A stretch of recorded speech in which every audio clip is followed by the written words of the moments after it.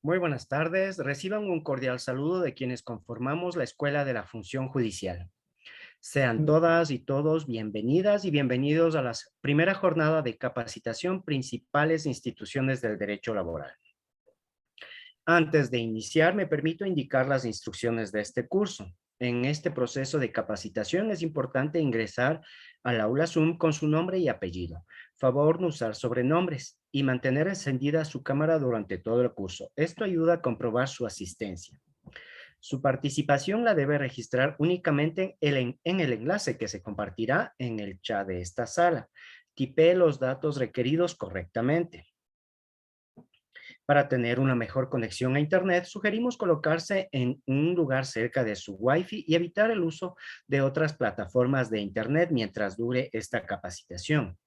Los micrófonos se encuentran silenciados para evitar interferencias. Estos se habilitarán cuando sea necesario. Para iniciar con actividad, me permito indicarles la metodología que utilizaremos. La ponencia tendrá una duración aproximada de 90 minutos, dejando un espacio para inquietudes por parte de las y los participantes. Quien desee realizar alguna pregunta al formador debe activar el icono levantar la mano para habilitar su micrófono. Recuerde que las preguntas serán al final de la ponencia. Oportunamente, a quienes hayan registrado su asistencia los días de capacitación 12 y 13 de abril, por correo electrónico recibirán el enlace para el acceso a la revisión del material y a la evaluación de aprobación de este curso. Les recordamos que en la sección chat podrá encontrar el link de registro de asistencia. Se recomienda copiar y pegar en Google Chrome o Firefox y tipee los datos requeridos correctamente. Damos la más cordial bienvenida al formador de la Escuela de la Función Judicial, a quien agradecemos haber aceptado la invitación a ser docente de esta capacitación denominada Principales Instituciones del Derecho Laboral. Abogado Remigio Esteban Crespo Iglesias es abogado de los Tribunales de Justicia de la República del Ecuador y Gerencia de Gobiernos Seccionales por la Universidad de la SUAY. Especialización en Justicia Juvenil por la Universidad de Ginebra, Suiza. Especialista en Derecho Procesal por la Universidad Andina Simón Bolívar. Magíster en Derecho Laboral y Seguridad Social por la Universidad Católica de Cuenca. Ha realizado cursos y seminarios en materias afines al derecho, tanto en el área civil como no civil a nivel nacional, reforzando de esta manera su acervo académico. Su experiencia profesional la ha adquirido en varios consultorios jurídicos del Cañar, Seguro Social Campesino, IES, Función Judicial de la SUAY, Defensoría Pública de la SUAY, formador de la Escuela de la Función Judicial, actual juez de la Unidad Judicial Multicompetente de Biblián. Doctor, bienvenido, tiene usted la palabra. Muchas gracias, Freddy. Darle en primera instancia el agradecimiento y también justamente la felicitación a la Escuela de la Función Judicial por la serie de seminarios que se están realizando justamente por el beneficio de la justicia. Es necesario tener en cuenta justamente que este curso, más allá de lo que pueda justamente indicarse por parte de este formador, se trata también de un video conversatorio en el cual vamos justamente a ir compartiendo ciertas ideas, ciertos criterios que podríamos tener. Recordemos que este curso va dirigido también justamente para tanto funcionarios internos como externos, abogados en libre ejercicio y también estudiantes, y en la cual es necesario tener en cuenta que existirán justamente ciertos conocimientos que tengan ciertos participantes, tal vez en mayor grado que otros, pero vamos a realizar justamente al final, como ha indicado Freddy, las preguntas que sean relacionadas con el tema y en la cual vamos a realizar justamente en primera instancia la capacitación y posteriormente se realizarán las preguntas que se han venido indicando. Se me ha pedido que trate acerca de un tema muy importante que tiene que ver con el derecho laboral, como son las principales instituciones del derecho laboral, y el cual vamos justamente a iniciar con el tema. En primera instancia, en cuanto al objetivo de este conversatorio, de este curso, es que jueces, defensores públicos, secretarios, ayudantes judiciales, foro de abogados, estudiantes de derecho, conozcan temas trascendentales que influyen en la relación jurídico-obrero-patronal y cuáles son las principales instituciones de este derecho, con la finalidad justamente de que mejore el sistema de justicia en nuestro país, sobre todo en lo relacionado con esta rama del derecho. Recordemos que esta rama del derecho laboral justamente se la ha encauzado dentro del derecho social. No se trata de un derecho privado, no se trata de un derecho público, se trata de un derecho social, el cual justamente debe ser considerado dentro del mismo, que el derecho laboral debe estar encuadrado en dicho derecho. No, después, perdón, mil disculpas. Este derecho debe estar justamente encuadrado dentro del derecho social y debe tenerse en cuenta que existe justamente un principio tuitivo y protector a favor del trabajador. El trabajo como derecho en nuestra Constitución. Existen ciertos principios y derechos laborales que adquieren el rango normativo máximo. Se debe tener en cuenta que nuestra Constitución establece en su artículo 1 que el Ecuador es un Estado constitucional de derechos y justicia. Y justamente en base al bloque de constitucionalidad y control de convencionalidades, que justamente las normas, reglamentos que sean aplicables en derecho laboral deben estar relacionados o deben justamente estar encausados tanto con la Constitución como los tratados internacionales que se encuentran en la pirámide, en el primer nivel. Y para ellos, el constituyente justamente ha establecido ciertos derechos y ciertos principios que se encuentran establecidos en nuestra Constitución, que son de rango constitucional. Entre los principales que yo justamente he podido revisar de la Constitución y que previo justamente a analizar cuáles son las instituciones fundamentales del derecho laboral, se debe tener en cuenta, pues se encuentran justamente estos principios y derechos plasmados en nuestra Constitución. Así, por ejemplo, el artículo 33 de nuestra Constitución ha establecido y ha definido lo que es el derecho al trabajo. El derecho al trabajo es un derecho y un deber social y un derecho económico, fuente de realización personal y base de la economía. El Estado garantizará a las personas trabajadoras el pleno respeto a su dignidad, una vida decorosa, remuneraciones y retribuciones justas y el desempeño de un trabajo saludable y libremente escogido o aceptado, es decir, la cataloga justamente al trabajo como un derecho dentro de la Carta Magna. Por otra parte, también está el artículo 34, en el cual establece también un derecho que está relacionado justamente con el derecho al trabajo, como es el derecho a la seguridad social, el cual se trata de un derecho irrenunciable de todas las personas y es deber y responsabilidad primordial del Estado justamente brindar este derecho a la seguridad social y en el cual se establece cuáles son incluso los principios por los cuales se regirá este derecho. Por otra parte, el artículo 326 ha establecido cuáles son los principios que rigen en esta materia, como les indiqué justamente, al ser de materia tuitiva, de materia protectora de los trabajadores, justamente por la desigualdad que existe en esta relación laboral, es que se establecen ciertos principios que son diferentes justamente a lo que se establece en el área civil, y lo cual justamente vamos a analizar ya a posteriori. El artículo 326, entre los principales principios, establece justamente el Estado impulsará el pleno empleo y la eliminación del subempleo y desempleo, es decir, políticas públicas justamente por parte del Estado para que pueda establecerse un empleo digno, así como también buscar la eliminación tanto del subempleo como del desempleo. Se establece también que los derechos laborales son irrenunciables e intangibles. Esto analizaremos ya a posteriori y en el cual justamente se establecerá cuáles son y qué características tienen estos conceptos de irrenunciabilidad e intangibilidad. En caso de dudas sobre el alcance de las disposiciones legales, reglamentarias o contractuales en materia laboral, estas se aplicarán en el sentido más favorable a las personas trabajadoras. Este principio tiene que ver justamente con el indubio pro operario, por medio del cual justamente cuando exista una duda sobre el alcance de las disposiciones legales reglamentarias, se estará justamente en el sentido más favorable a las personas trabajadoras. En cuanto a este principio, se debe tener en cuenta que se trata de una interpretación favorable en cuanto a las normas y reglamentos, más no en cuanto a lo que tiene que ver con el procedimiento, que muchas de las veces se confunde también esto por parte, ya sea de los administradores de justicia o por parte de los abogados defensores de las partes. Se indica también que existe otro principio, como es el trabajo de igual valor corresponderá a igual remuneración, uno de los principios conocidos también en materia laboral, en los cuales justamente se establece un principio de igualdad en cuanto a las labores que corresponden y a la remuneración que debe ser igual. Existen otros principios que se establecen en dicha norma. El artículo 328 también establece en cuanto a la remuneración, la misma que debe ser justa, con un salario digno que cubra al menos las necesidades básicas de la persona trabajadora, como las de su familia.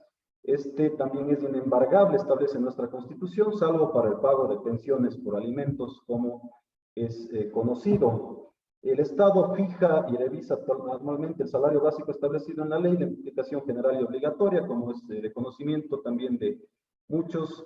Se establece, ya sea por parte de la Comisión o por parte del Ministerio, un salario básico unificado anualmente, el cual, por ejemplo, en este año se fijó en el valor de $425 americanos.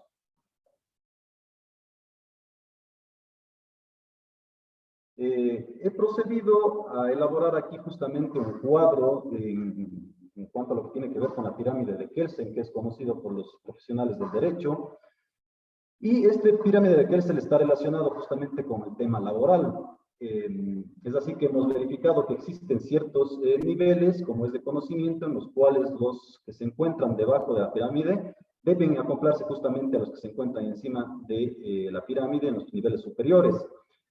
Es así que hemos puesto justamente en primera instancia la Constitución y los instrumentos internacionales de derechos humanos, y en el cual justamente, como indicamos, en base al bloque de constitucionalidad, las normas, reglamentos, ordenanzas deben adaptarse justamente a esta Constitución y a estos instrumentos internacionales. Y relacionados con el Código del Trabajo se encuentra justamente lo que ya hemos conversado anteriormente, como es el derecho humano al trabajo. También he hecho alusión al mandato constituyente número 8. Recordemos que en la Constitución, justamente en los de Christie, se estableció ciertos mandatos que tienen incluso el grado de constitucional y el cual justamente se los ha considerado dentro de la pirámide. Está también justamente entre varios de los convenios que pueden existir, convenios internacionales, pero uno de los más importantes está el convenio 169 de la OIT. Posteriormente, en el segundo nivel, le hemos ubicado a leyes orgánicas y ordinarias. De igual manera, entre las más importantes, podemos establecer el Código de Trabajo, la Ley de Seguridad Social, que justamente son de conocimiento de tanto los abogados como los jueces, que tienen incluso algunas de carácter de orgánicas, otras de carácter de ordinarias, pero que se encuentran justamente en el segundo nivel de esta pirámide.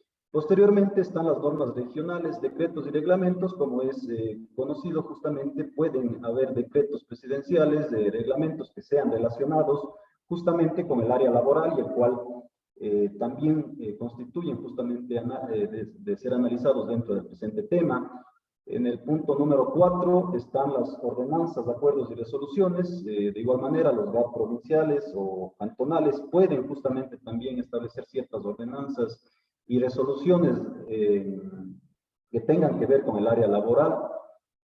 Posteriormente, en el número 5, están los actos y decisiones de poderes públicos, que tienen que ver ya con actos de carácter administrativo que emiten justamente las instituciones estatales y que pueden emitirse justamente con carácter o relacionados con la materia que nos atañe, que es justamente el derecho laboral.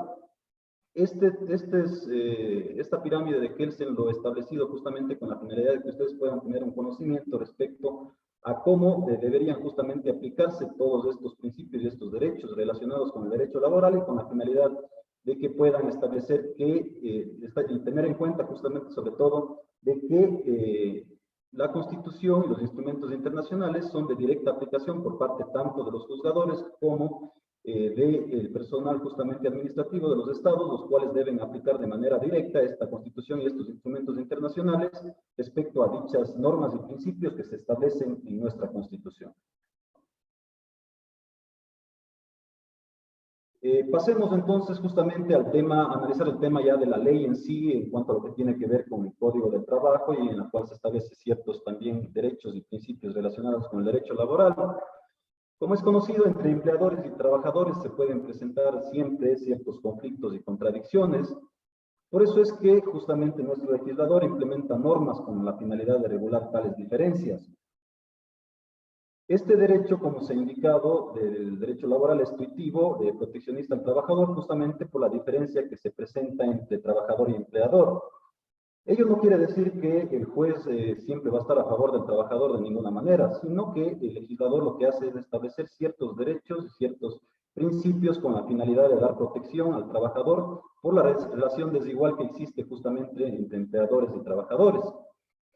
En el Código de Trabajo se ha dividido en dos capítulos el contrato individual de trabajo, en la cual se establece una relación de un trabajador con empleador o empleadores, de ser el caso, y por otra parte está también un capítulo relacionado con el contrato colectivo del trabajo, en el cual ya se hace justamente un contrato entre el sindicato o asociaciones de trabajadores con un empleador o empleadores, de ser el caso. Para motivo justamente de esta exposición, nos vamos a centrar únicamente en lo que tiene que ver con el contrato individual de trabajo para los fines legales pertinentes, teniendo en cuenta de que efectivamente también hay principios y derechos que dirigen también en cuanto a lo que tiene que ver con el contrato colectivo de trabajo, más sin embargo, vamos a analizar en sí lo que es el contrato individual de trabajo y en cuanto a lo que tiene que ver con los elementos de la relación laboral en un contrato.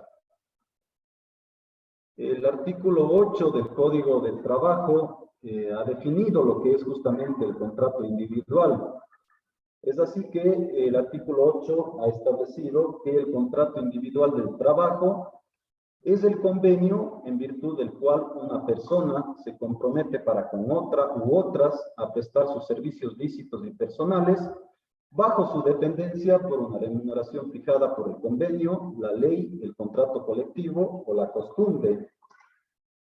He puesto justamente el carácter importante de este artículo en razón de que vamos a proceder a analizar en sí este artículo, a desmenuzar este artículo para poder ir analizando justamente cuáles son los elementos de la relación laboral. Es así que se establece entonces que los elementos de la relación laboral están la prestación de servicios, subordinación o dependencia y la remuneración. Se establece que la falta de uno de estos elementos constituye cualquier tipo de relación menos la laboral. Algunos también han establecido como un cuarto elemento el acuerdo de voluntades, más sin embargo, a mi criterio justamente el acuerdo de voluntades es un elemento de un contrato en general, más no en sí de una relación laboral. Es por eso que yo justamente he procedido a analizar justamente estos tres elementos que son propios justamente de una relación laboral. En cuanto, por ejemplo, a lo que tiene que ver el primer elemento, esto es la prestación de servicios, el vocablo que establece nuestra ley, esto es de lícito o lícitos, que utiliza, debemos entenderlo en el sentido de que el trabajo y el fin que se persigue con ese trabajo deben ser permitidos por la ley. Por ejemplo, les pongo un caso que no puede haber servicios lícitos si es que un médico comprometiera con una o más personas a realizar abortos, ¿no es cierto? Es un tema que no está permitido, que es prohibido y por lo tanto no sería lícito y en la cual entonces no existiría justamente una relación laboral. Se contrata a una persona para un tema de narcotráfico, tampoco se trataría justamente de un tema lícito y por lo tanto no podríamos hablar justamente de que existe una prestación de servicios lícitos. Esto hace alusión justamente en cuanto a lo que tiene que ver con prestación de servicios lícitos y habla también de prestación de servicios personales. ¿A qué hace alusión esto en cuanto a lo que tiene que ver con los servicios del trabajador deben ser personales? Esto hace alusión que tienen que hacerlo directa y personalmente, salvo los casos que se exprese o se autorice por la ley, y siempre que en ello esté de acuerdo también el empleador. Es decir, la relación jurídica patrono-obrero debe ser justamente de manera personal.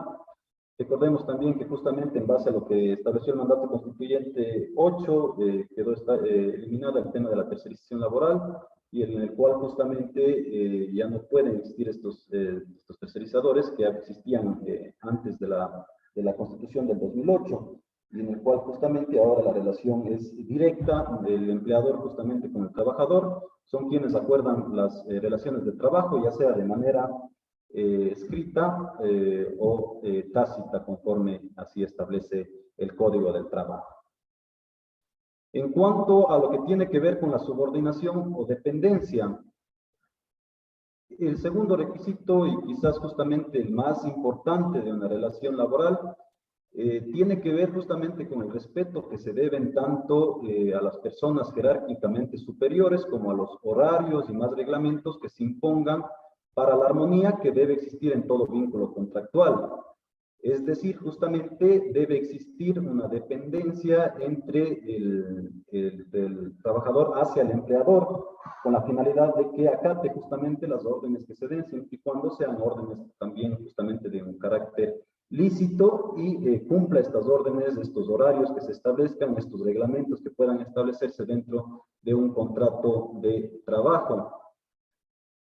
Y por último está el elemento de la remuneración, justamente, que es el elemento en el cual existe una contraprestación por los servicios prestados por parte del trabajador, y a cambio de ello justamente el empleador retribuye una remuneración. Recordemos también que existe justamente uno de los principios que ningún trabajo puede ser gratuito, y que por lo tanto todo trabajo debe ser remunerado, y por lo tanto se establece este tercer requisito, es decir, para analizar en primera instancia dentro de un proceso judicial, lo que primero va a entrar a analizar justamente el juzgador es la existencia de la relación laboral, y para esta existencia de la relación laboral debe los señores defensores de la parte accionante en primera instancia probar justamente la existencia de dicha relación. La carga de la prueba en este caso si está a favor del accionante, y es el mismo el cual debe probar justamente que se han dado estos tres elementos, con los cuales, una vez de que exista ya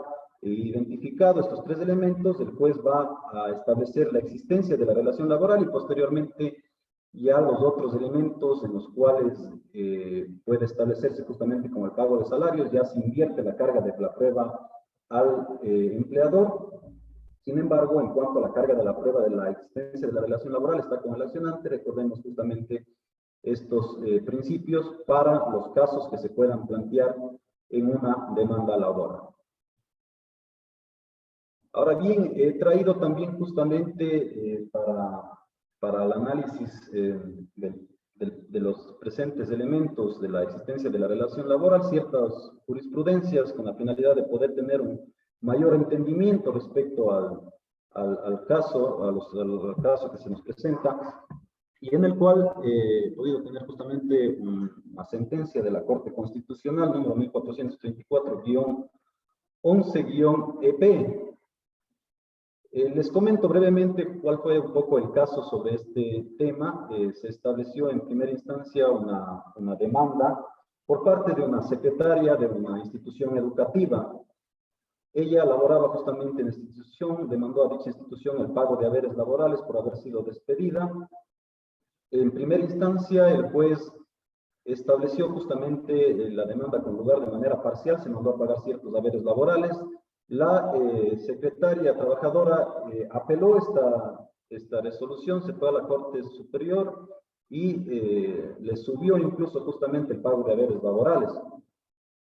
Posteriormente se casó por la institución educativa y se inadmitió justamente este recurso de casación. Se presentó una demanda extraordinaria de protección, una acción extraordinaria de protección, y en este caso los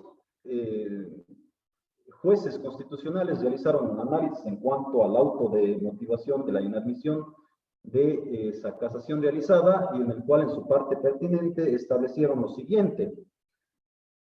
Indica: olvidaron los magistrados que el colegio demandado es una institución del Estado perteneciente a la función ejecutiva, que la demandante es una persona que se desempeñaba como secretaria, como servidora pública en el área administrativa, como auxiliar de secretaria, Ocupación donde se desarrollan actividades eminentemente intelectuales, no físicas, única posibilidad en que pudo la demandante ser considerada como obrera sujeta al Código de Trabajo y demandar en esta vía una institución estatal, por lo que en la sentencia no se aplica lo señalado en el artículo 10 del Código de Trabajo vigente. Es decir, aquí, por ejemplo, se establece de que no existía una prestación de servicios de carácter laboral, existía una prestación de servicios más bien de carácter laboral, pero que estaba relacionada justamente con un tema de una institución pública, en este caso relacionada con la función ejecutiva, y hace una distinción importante aquí en cuanto a lo que tiene que ver con ciertas actividades eminentemente intelectuales y no físicas, pues lo que ha establecido justamente esta resolución es que cuando se traten de funcionarios que trabajan en la función ejecutiva y realicen actividades intelectuales, ya estarían sometidas justamente a lo que establece la LOCEP o a la LOEP en el caso de empresas públicas también puede ser, y solamente cuando exista justamente un trabajo de carácter material, en este caso es cuando se sometería justamente al Código del Trabajo. Entonces, he traído justamente este caso a relación porque muchas de las veces se confunde también justamente este tipo de relaciones que pueden irles acoplando al Código del Trabajo, mas sin embargo no están relacionados con esa materia. Es necesario tener en cuenta que ciertos funcionarios públicos se encuentran regulados bajo la LOCEP, bajo la LOEP incluso, y será esa normativa la correspondiente que tiene que ver con dichos trabajadores.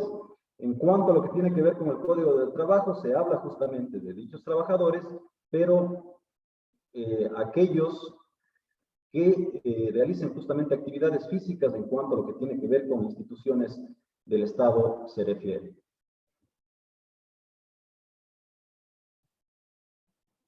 En cuanto a la subordinación o dependencia, de igual manera, he puesto un caso respecto a una jurisprudencia, en este caso de la Corte Nacional, se encuentra ahí justamente el número de la Gaceta Judicial, si es que desean justamente revisarlo más a profundidad.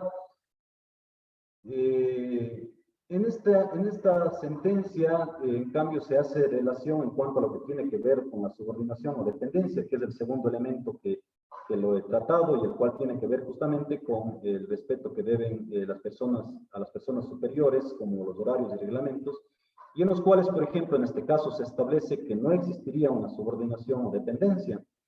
Se indica en su parte pertinente,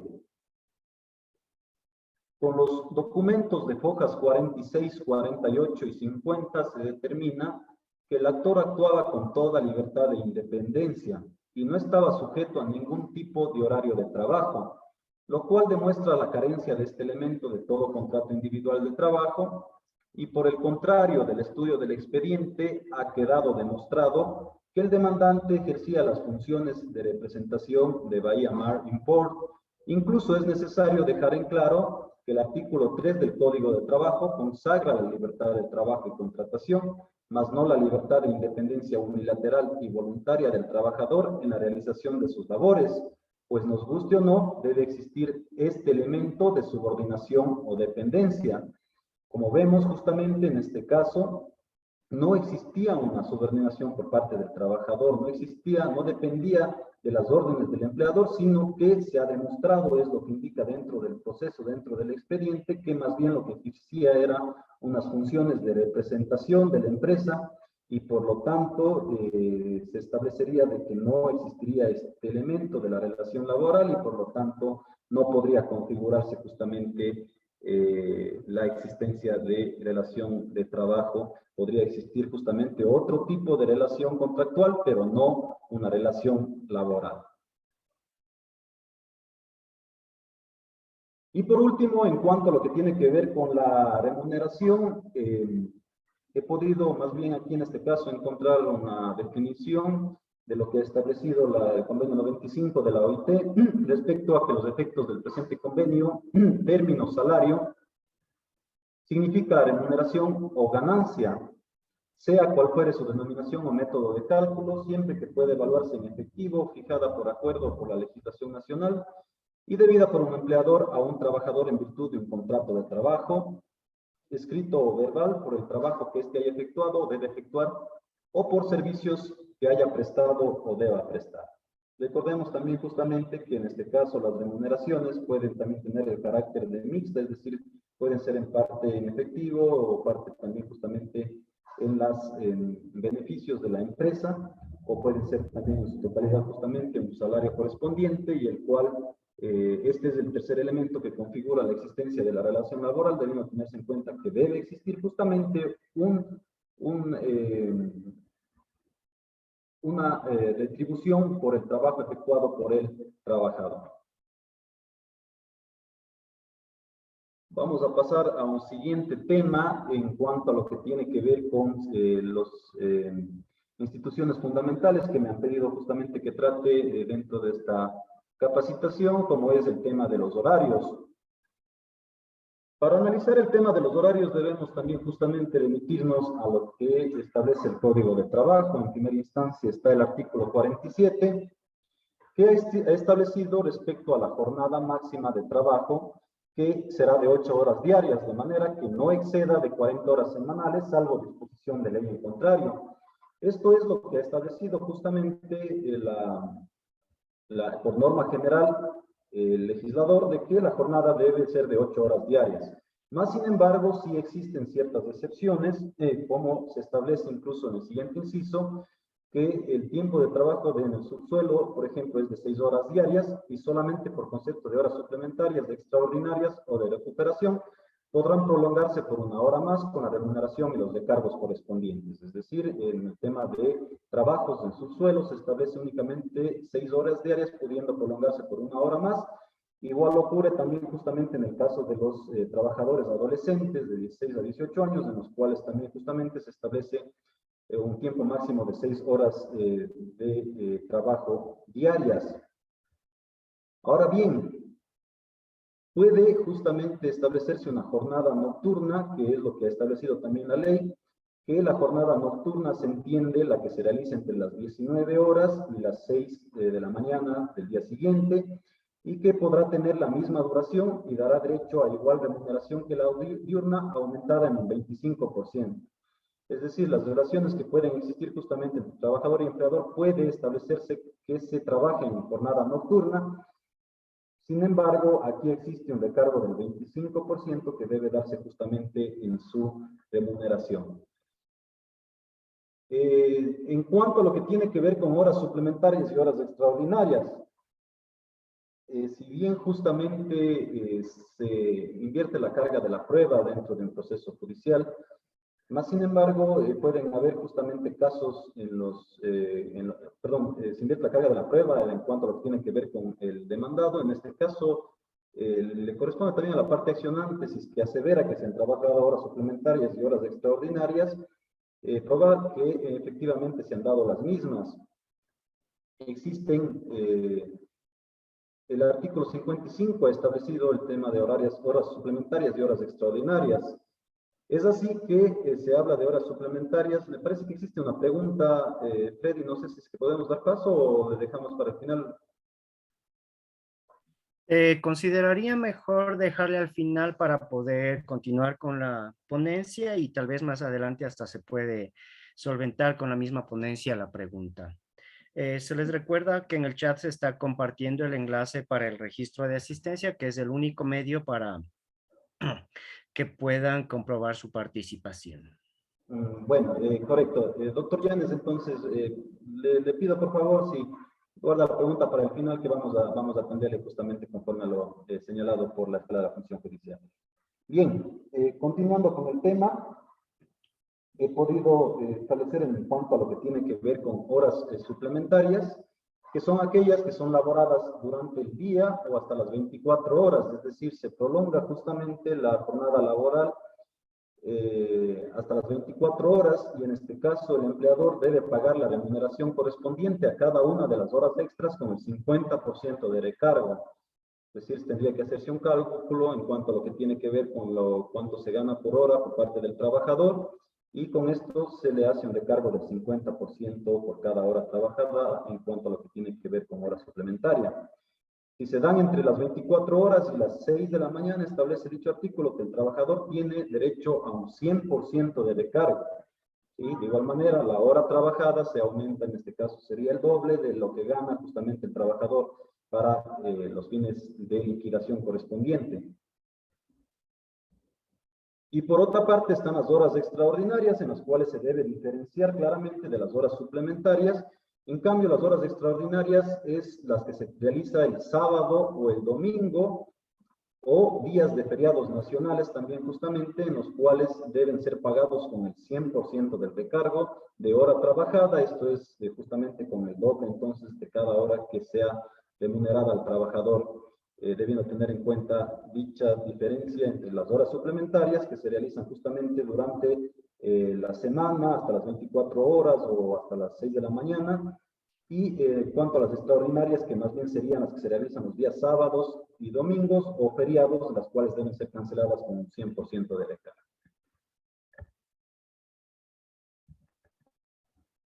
Vamos a pasar a analizar las características del contrato del trabajo. El contrato del trabajo en sí tiene ciertas características que requieren justamente ser analizadas, ello justamente con la finalidad de que puedan tener en cuenta para el ejercicio correspondiente en materia de derecho laboral. Se habla de que el contrato de trabajo en primera instancia es consensual. Se dice que es consensual justamente porque se perfecciona, ¿no es cierto?, con el consentimiento de las partes, es decir, justamente existe un acuerdo entre trabajador, empleador o empleadores con la finalidad de poder desarrollar una actividad lícita y personal por parte del mismo, y en el cual justamente existiría una remuneración. Se acuerdan cuáles serían las condiciones dentro de un contrato de trabajo, siempre y cuando estas condiciones de estos acuerdos que se celebran justamente entre las partes puedan y estén adaptados justamente a lo que establece la ley. Caso contrario, pues podría ser justamente establecido cláusulas que no sean válidas dentro de un contrato de trabajo. Por otra parte, se habla también de que un contrato de trabajo es bilateral. ¿Por qué esto de la bilateralidad? Se llama así a los contratos en los que son dos los sujetos responsables de los deberes y de los derechos, ¿no es cierto? Así como existe justamente obligaciones y derechos de los empleadores, existen obligaciones y derechos de los trabajadores, los mismos que incluso se encuentran justamente determinados en el Código de Trabajo, y en el cual se establece en la normativa legal correspondiente en cuanto a lo que tiene que ver tanto con obligaciones como derechos, tanto de trabajadores y empleadores, lo cual también merece un análisis aparte en cuanto a dichos derechos. Se establece asimismo que es personal, como indicado ya justamente, el trabajo constituido por una obligación de hacer lo propio infungible y se basa en las condiciones del contratado. El vínculo es personal, como lo analizado ya justamente anteriormente, y no puede ser sustituido por otros, salvo casos expresamente permitidos por la ley. Se habla también de que el contrato de trabajo es de carácter oneroso. ¿Por qué es justamente oneroso? Como ya he indicado también, existe una contraprestación por el trabajo desempeñado y por lo tanto existe una remuneración. Se ve compensado justamente por una contraprestación consistente en la remuneración que le paga el empleador y que se beneficia económicamente con la actividad del trabajador, lógicamente, y por lo tanto este trabajo se presume que sería justamente un contrato oneroso. Se habla también de la dependencia, que hemos hecho alusión. El trabajo es el trabajo por cuenta ajena, y que tanto el riesgo de la actividad como sus beneficios los asume el empleador, quien establece una relación jerárquica con el trabajador. Existe esta relación de dependencia, de subordinación con el empleador justamente, y se establecen ciertas condiciones con la finalidad de que pueda cumplir su trabajo a ser desarrollado. Se habla también de que es un contrato conmutativo. ¿A qué hace alusión justamente este contrato conmutativo? En que las prestaciones son ciertas, determinadas o determinables, es decir, se establece justamente ciertas condiciones que deben ser determinadas, o en su defecto al menos determinables respecto a las condiciones de la relación laboral. Se habla también que son de tracto sucesivo, es decir, sus prestaciones se ejecutan de modo continuado a través del tiempo. y en el cual existe justamente en nuestra legislación incluso justamente un tema de estabilidad laboral, en el cual se procederá justamente también a analizar a posteriori este principio, y en el cual es necesario tener en cuenta que incluso ciertos tipos de contratos como los eventuales deben existir de cierta manera un trato sucesivo, al tener en cuenta de que posteriormente pueden y deben incluso volver a contratarse justamente estos trabajadores, teniendo en cuenta justamente de cierta manera este principio de estabilidad que ha establecido las legislaciones. Y por último, se habla también de una característica de la no formalidad.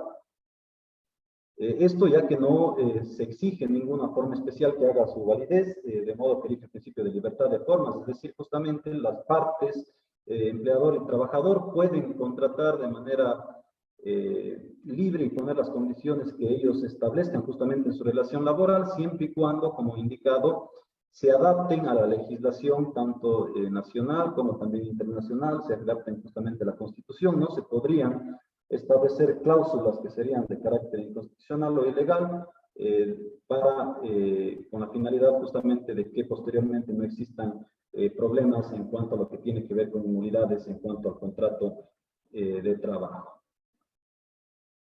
Bien. Vamos a continuar justamente con la exposición en cuanto a lo que tiene que ver con el tema ya de los principios en sí del derecho laboral. He puesto justamente el hecho de que más o menos ya lo he venido indicando hace un momento, que teniendo en cuenta el principio protector, el principio tuitivo a favor del trabajador, existen ciertos principios y normas que son aplicables de manera exclusiva en esta materia.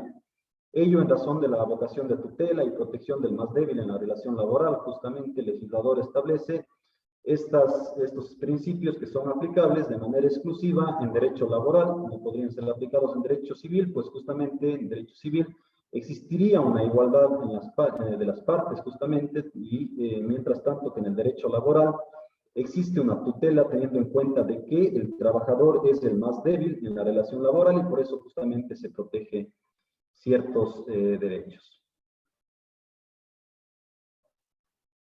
Vamos con el primer principio que tiene que ver con el tema de la primacía de la realidad. En cuanto a lo que tiene que ver con el principio de la primacía de la realidad, lo que busca es proteger al trabajador ante posibles diferencias que pueden ocurrir justamente en la práctica. Los hechos reales, comprobables o tangibles y lo que surgen de los documentos puede presentarse contradicción. Y en la cual siempre se da preferencia justamente a la realidad de los hechos. Es conocido justamente por muchos de los profesionales que muchas de las veces el empleador puede simular ciertas circunstancias o ciertas características dentro de un contrato laboral. Por ejemplo, pongo un caso, el hecho de que se le haga firmar una renuncia a un trabajador desde el momento mismo de la contratación de la relación, ¿no? Y posteriormente puede demandar el trabajador y el empleador va a indicar justamente, bueno, si no hubo el despido intempestivo, aquí existió justamente una renuncia que se presentó por el trabajador. Eso justamente en materia civil podría ser considerado, pues existe un documento en el cual se encuentra firmado incluso por la otra parte y por lo tanto podría considerarse. Más sin embargo, en el proceso judicial puede existir o puede reflejarse hechos diferentes a lo que establece justamente esa firma de la renuncia anticipada. Y por lo tanto, en este caso, se estaría justamente a lo que dice la realidad de los hechos.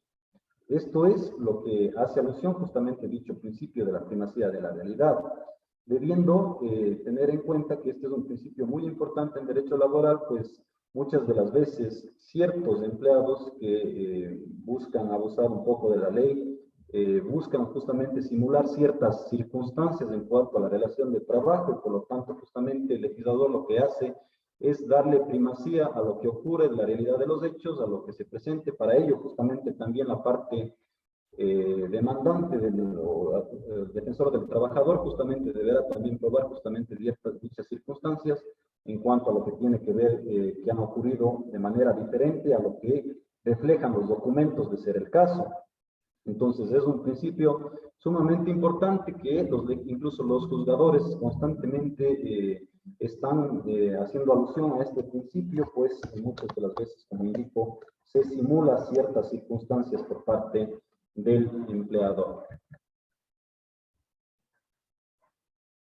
Existe también en cuanto a lo que tiene que ver con la remuneración mínima, el artículo 81 del Código de Trabajo ha establecido que se entiende por salario básico la retribución económica mínima que debe recibir una persona por su trabajo de parte de su empleado, el cual forma parte de la remuneración y no incluye aquellos ingresos en dinero, especie o en servicio que perciba por razón de trabajos extraordinarios y suplementarios, comisiones, participación en beneficios, los fondos de reserva, el porcentaje legal de utilidades, los viáticos o subsidios ocasionales, las remuneraciones adicionales y ninguna otra retribución que tenga carácter normal o convencional y todo aquello que determine la ley. El monto del salario básico será determinado por el Consejo Nacional de Trabajos y Salarios o por el Ministerio de Trabajo en caso de no existir un acuerdo en el referido consejo. Como he indicado y como es de conocimiento también, se establece justamente una reunión en la cual se establece el Consejo Nacional de Trabajo y Salarios, justamente que está constituido tanto por representantes de los trabajadores, representantes de los empleadores y también justamente el representante del Ministerio del Trabajo. Lo que se busca es que exista un acuerdo en cuanto a lo que tiene que ver con el aumento de la remuneración mínima de manera anual. Si es que este acuerdo no se da entre dicho comité, o dicho consejo, perdón, ya es el Ministerio del Trabajo quien pasa justamente a fijar, como indicado, el valor en este año se ha fijado en el valor de $425 en cuanto a lo que tiene que ver con el salario básico unificado. En cuanto a lo que tiene que ver con este tema de la estabilidad laboral,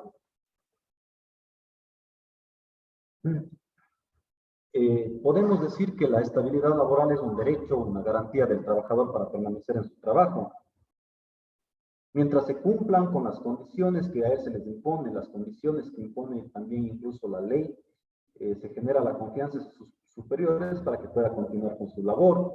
Esa confianza se la debe comprender como la seguridad de que no se generen cambios en el desarrollo del trabajo de una persona. Es decir, justamente que el trabajador no pueda ser separado del mismo por la única voluntad del empleador, sino que éste debe justificar las faltas o incumplimientos que hayan ocurrido para poder dar por terminada la relación laboral. Es decir, deben existir y existen justamente en el Código del Trabajo causales correspondientes con la finalidad de que pueda el empleador dar por terminado la relación laboral, no puede hacerlo únicamente de manera unilateral. De igual manera, como es de conocimiento, el contrato a plazo fijo ya no existe en nuestra legislación, existe únicamente el contrato a plazo indefinido, el cual es la norma general dentro de los contratos.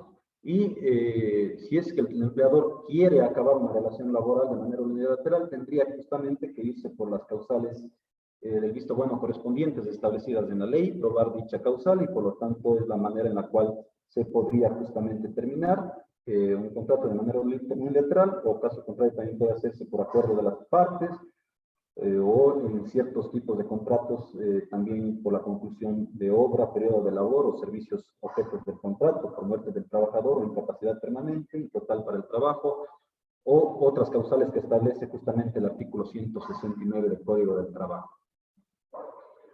Es necesario también hacer alusión en este punto que en el Ecuador la estabilidad laboral se ha desarrollado en las últimas décadas, digamos, de una manera progresiva y durante los últimos años. Hasta la actualidad se han forjado ciertos cambios que han existido justamente en el Código del Trabajo y los cuales muchos tendrán conocimiento respecto a ciertos cambios que se habrían realizado. Se ha impuesto, digamos, de cierta manera una tendencia social a las leyes, siendo, por ejemplo, la Ley Orgánica para la Justicia Laboral y Reconocimiento del Trabajo, el cual justamente se realizaron algunas variaciones al Código del Trabajo, como por ejemplo, se eliminó el tema del desahucio al trabajador, la eliminación del contrato a plazo fijo, conforme lo viene indicando, la inserción también justamente de ciertas figuras, como el caso del despido ineficaz para mujeres embarazadas y y para los representantes de los sindicatos, la cual de cierta manera constituye justamente avances en lo que se refiere a este principio de estabilidad laboral. Se le otorga de cierta manera al trabajador la seguridad de que su contrato no será solamente por un tiempo determinado y que una vez cumplido el plazo será separado de su trabajo. Se deroga la posibilidad de que el empleador con su sola voluntad pueda dar por terminada esta relación laboral con el trabajador contratado a tiempo fijo, cosa que ocurría justamente en el código antes de las reformas.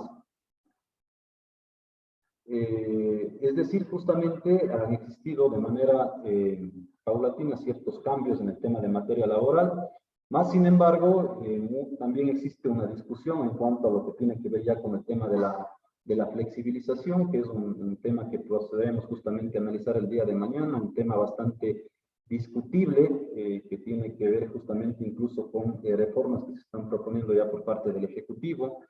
Es un tema que debe ser analizado justamente a fondo y que por eso es que este tema de la flexibilización laboral lo he dejado para el día de mañana con la finalidad de poder analizar a fondo dichas circunstancias y ya incluso poder analizar cuál sería la propuesta que está realizando justamente el Ejecutivo en este tema y poder determinar justamente hasta qué punto existiría de cierta manera una precariedad laboral o en su defecto sería justamente un beneficio para los ciudadanos en general.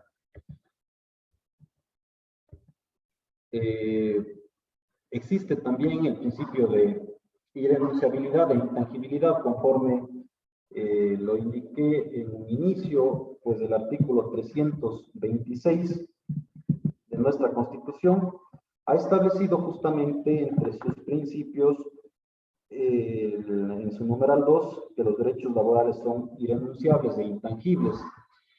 ¿Qué es esto de la irrenunciabilidad o intangibilidad perdón? En materia laboral existen ciertos derechos que por su naturaleza no deben ser enunciados. Existen, por ejemplo, derechos como el salario mínimo, una jornada de trabajo establecida, que ya lo hemos analizado justamente anteriormente. Existen también el derecho a vacaciones, que no pueden también denunciarse. Y por eso justamente se ha creado este principio de irrenunciabilidad de derechos con la finalidad de proteger derechos consagrados a favor de la parte más débil en la relación laboral, es decir, el trabajador. Porque si es que podrían denunciarse estos derechos, podrían justamente existir abusos por parte de los empleadores con la finalidad de, por ejemplo, pagar un salario que sea menor o exista justamente un derecho a no otorgarse las vacaciones correspondientes que establece la ley. Y en estos casos justamente se establece que dichos derechos son de carácter irrenunciables. Ahora bien, hay que tenerse en cuenta dentro de un proceso laboral que una cosa es justamente estos derechos que podrían considerarse como irrenunciables y otros que serían más bien una mera expectativa, es decir, por ejemplo, en cuanto a lo que tiene que ver con las horas suplementarias y extraordinarias, si bien justamente podría existir dicho derecho, más sin embargo, debería justamente probarse dichas circunstancias y por lo tanto constituyen una mera expectativa que dentro del proceso judicial correspondiente deberá ser analizada. En cuanto a lo que tiene que ver con la intangibilidad, que es justamente diferente a lo analizado en líneas anteriores, significa que los derechos de los trabajadores no pueden ser de ninguna manera alterados ni modificados.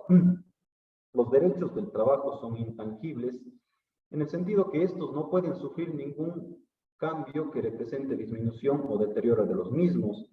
Es decir, en base a este principio, los derechos de los trabajadores siempre deben justamente estar avanzando a su favor, más no retrocediendo. Por eso es que muchas de las veces justamente se proponen acciones de inconstitucionalidad en cuanto a ciertas normas o reglamentos en los cuales se establecen ciertos derechos o ciertas normas que son de carácter regresivos a los trabajadores. Ello en base a este principio de intangibilidad, del cual justamente no podrían retroceder los derechos, teniendo en cuenta incluso de que muchas de las veces las luchas sociales de estos derechos de los trabajadores han sido alcanzados justamente en base a dichas luchas y por lo tanto se establece este principio de carácter y de rango constitucional en el cual los reglamentos, las leyes no podrían establecerse justamente disminuyendo los derechos ya que habrían sido adquiridos por parte de los trabajadores. Y por último, vamos en cuanto a lo que tiene que ver con la solidaridad. En cuanto a lo que tiene que ver con la solidaridad patronal, es una institución eminentemente también protectora de los derechos del trabajador, responde también justamente a un espíritu social de la legislación laboral y está dada para garantizar al trabajador en sus derechos laborales, los cuales por ningún concepto podrían ser justamente desconocidos. De ahí que la responsabilidad solidaria de los representantes del empleador es ineludible, quedándole lógicamente a ellos el derecho para reclamar el pago que hubieran efectuado por las obligaciones no cumplidas. Respecto a este principio, el artículo 36 ha establecido la premisa de que el trabajador que haya celebrado el contrato con el anterior representante de una empresa no inhibe de la responsabilidad a quien ejerce actualmente las funciones, ya sea de gerente o cualquier otro cargo de dirección o administración, como establece dicho artículo. Este principio de la solidaridad, conforme justamente a lo que ha manifestado la jurisprudencia, lo ha establecido en razón de ser un principio eminentemente social de protección y en el amparo al trabajador, pues muchas de las veces el trabajador incluso hasta desconoce a quién es el que debe justamente entablar la acción laboral correspondiente. Por ejemplo, yo pongo un caso, en el caso de que Juan Pérez firmaría un contrato de trabajo con un capataz que ejerce funciones de dirección y administración de una empresa, y por no tener autorización específica para firmar contratos de trabajo por circunstancias del trabajador, no tendría a quién reclamar realmente. Entonces, ¿dónde quedaría la justicia respecto a no saber justamente a quién es al que tiene que demandar?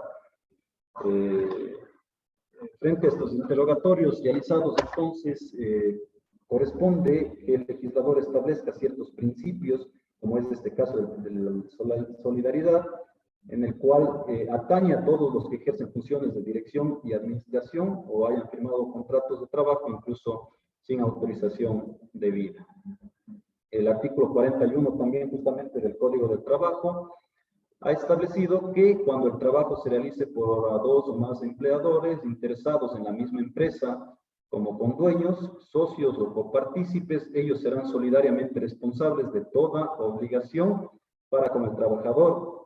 Igual solidaridad, por ejemplo, acumulativa y electiva, se imputará a los intermediarios que contraten personal para que presten servicios en labores habituales dentro de las instalaciones, bodegas, anexas y otros servicios del trabajador. Es decir, se establecen justamente normas correspondientes en cuanto a la solidaridad que tendrían los empleadores con la finalidad de que el trabajador pueda entablar la acción legal correspondiente en contra de quien es su empleador o se presume sus empleadores, administradores con los cuales se haya ejercido justamente la relación laboral.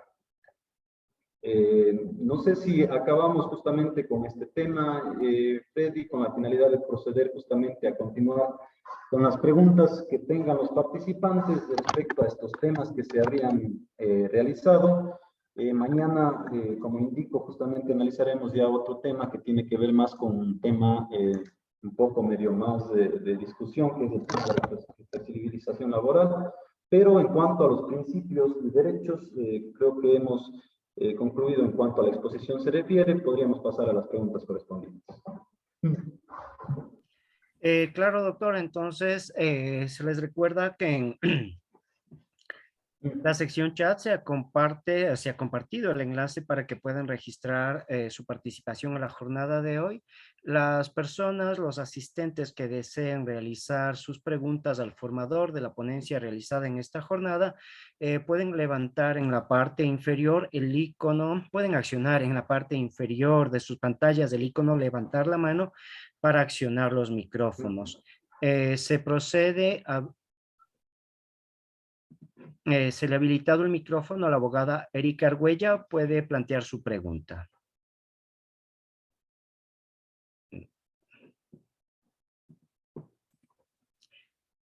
Puede plantear su pregunta, abogado José Herminio.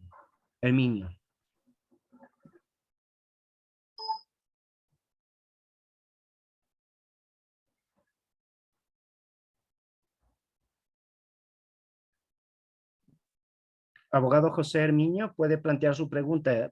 Debe habilitar en la parte inferior izquierda de su pantalla el micrófono.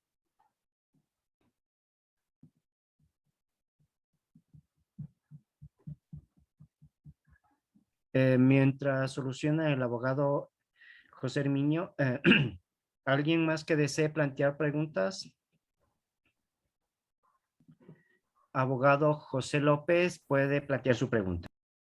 ¿Cómo están? Muy buenas tardes a todos, compañeros. Una inquietud en lo que se refiere al valor hora nocturna. Si la hora nocturna se ejecuta como hora suplementaria, se le agregaría el porcentaje respectivo, ya sea el 50 o el 100%.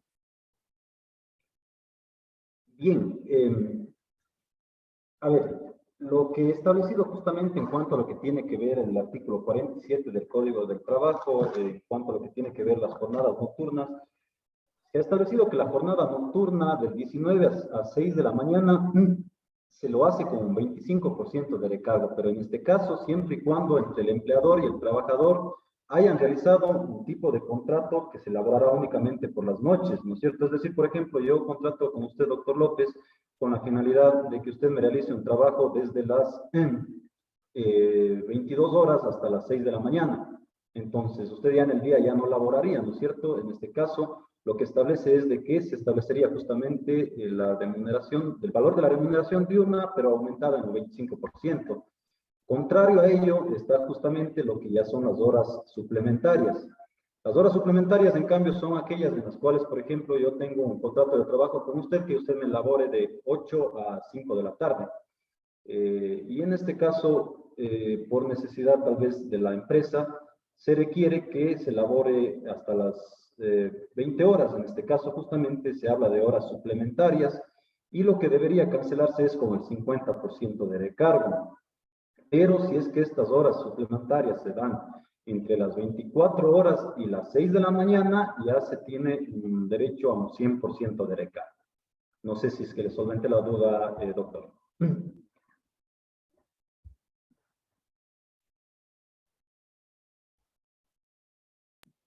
Abogado Guillermo Morocho puede plantear su pregunta.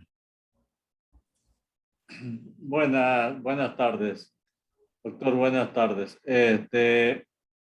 Se habla usualmente de una renuncia voluntaria del trabajador al salir de su relación laboral con el empleador. Pero al revisar el 171 y 172, 173 del Código de Trabajo, no existe la mentada renuncia voluntaria, partiendo del hecho de que las empresas, algunas, tienen por costumbre, al momento de aceptarlo al trabajador, firmar la renuncia anticipada. Entonces, mi pregunta es, ¿valdría procesalmente, judicialmente, la renuncia del trabajador cuando el trabajador en la audiencia dice, señor, yo no he renunciado? Ese documento fue firmado como requisito previo para que me den el trabajo. Hasta ahí la pregunta, doctor. Bien, gracias por su pregunta, doctor Moroch. Interesante justamente y muy relacionado con el tema que tratamos. A ver, es necesario tener en cuenta en primera instancia que el artículo 169 del Código del Trabajo establece cuáles son las causas para la terminación del contrato individual. Y justamente puede existir las causas por las que el empleador puede dar por terminado el contrato conforme a lo que establece el artículo 172, ¿no? Y también existe el artículo 169 por acuerdo de las partes, es decir, puede existir justamente un acuerdo en el cual el trabajador decide dar por terminado, presenta tal vez una renuncia, y el empleador lo acepta esta renuncia y por lo tanto se declara por terminada la relación laboral y tiene que pagarse únicamente ciertos rubros correspondientes que establece la ley. Ahora, hicimos alusión justamente a lo que usted hacía alusión en cuanto a lo que tiene que ver con el principio de la primacía de la realidad.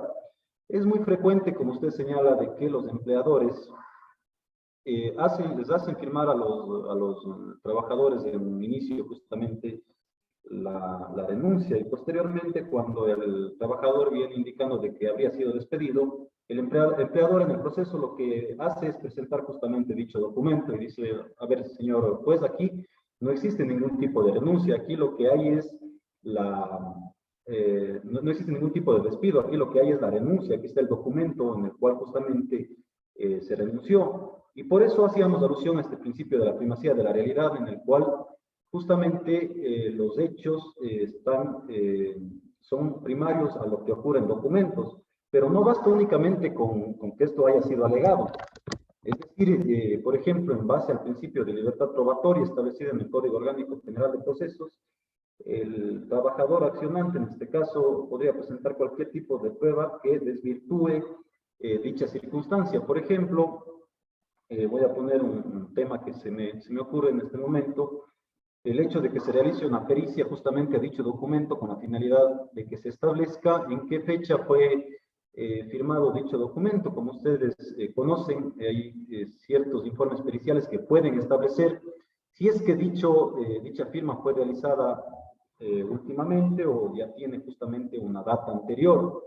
Se podría presentar dicho informe pericial con la finalidad de desvirtuar esta circunstancia que viene alegando por el empleador y por lo tanto probarse de que efectivamente había existido el despido intempestivo y en este caso, como indicó el principio de la primacía de la realidad, estaría ya por encima de este documento que habría sido forjado de manera ilegal por parte del empleador.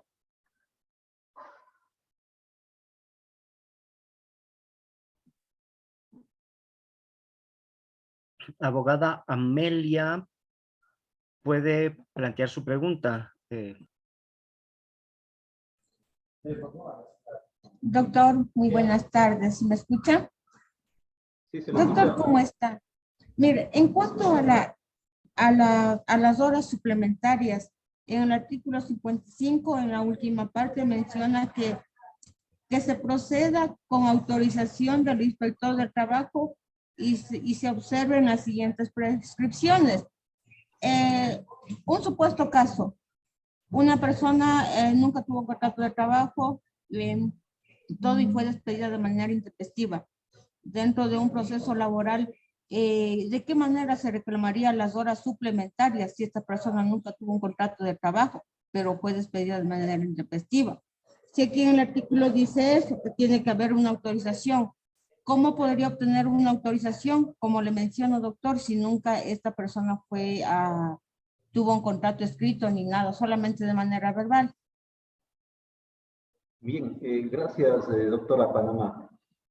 A ver, justamente como ustedes conocen, pueden existir contratos escritos, verbales y tácitos también, justamente que establece el Código del Trabajo y en el cual lo normal y lo legal sería justamente que exista un contrato de trabajo y que estas horas suplementarias y extraordinarias sean justamente aprobados, como se indica por el Ministerio.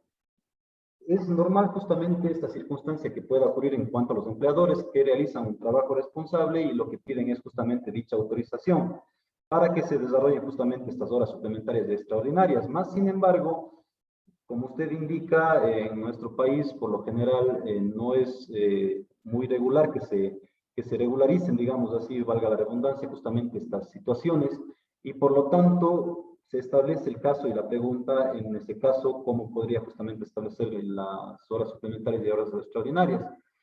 Bueno, en este caso, al existir justamente un contrato de manera tácita, lógicamente, el empleador puede ocurrir el hecho de que no se haya informado al Ministerio de Trabajo. Sin embargo, el trabajador, en base al principio de libertad probatoria que se establece justamente en el COGEB, puede justamente, ya sea con prueba documental, testimonial o pericial, justamente probar de que se habría trabajado estas horas suplementarias o extraordinarias. Le pongo, por ejemplo, un caso. Se podría tal vez que se realice una pericia en cuanto a lo que tiene que ver con la computadora o los instrumentos de trabajo que se realizarían justamente en el trabajo con la finalidad de establecerse si es que existiría o no labores realizadas por la trabajadora en el horario de 6 a 8, por ejemplo, me pongo el caso, ¿no?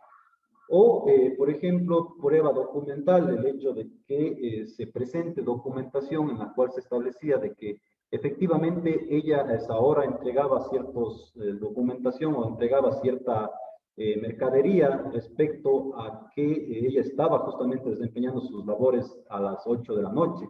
Entonces, serían justamente elementos que podrían dar para que el juez considere las horas suplementarias o extraordinarias. Entonces, si bien justamente establece dicha norma el hecho de que deben ser autorizadas por el ministerio correspondiente, más sin embargo, en el caso de que no se realicen y que haya sido justamente de una manera desformalizada por parte del empleador, pueden ser probadas estas horas extraordinarias y suplementarias dentro de un proceso judicial, como indico, con cualquiera de los medios de prueba que pueda tener a su alcance el trabajador.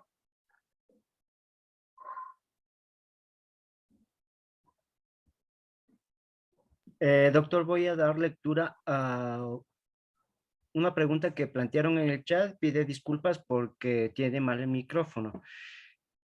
Con la ley humanitaria, ¿cuál es la remuneración con la que debo liquidar a un trabajador que trabaja medio tiempo?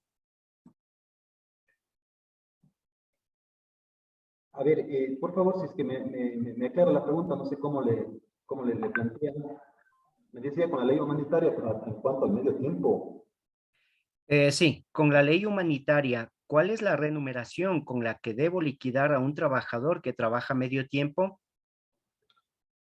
A ver, en cuanto a lo que tiene que ver justamente con la ley humanitaria, sabemos que se estableció por esta circunstancia de la pandemia, en la cual muchas de las veces incluso se estableció de cierta manera ciertos caracteres incluso de inconstitucionalidad. Posteriormente existió incluso jurisprudencia, existieron muchos abusos por parte de los empleadores en cuanto a lo que tiene que ver con este tema de la ley humanitaria, incluso en cuanto al tema de los despidos por caso fortuito o fuerza mayor, en el cual después existió una interpretación en el sentido de que debería justamente liquidarse la empresa para poder hablarse de un caso fortuito o fuerza mayor y no únicamente como se lo estaba realizando.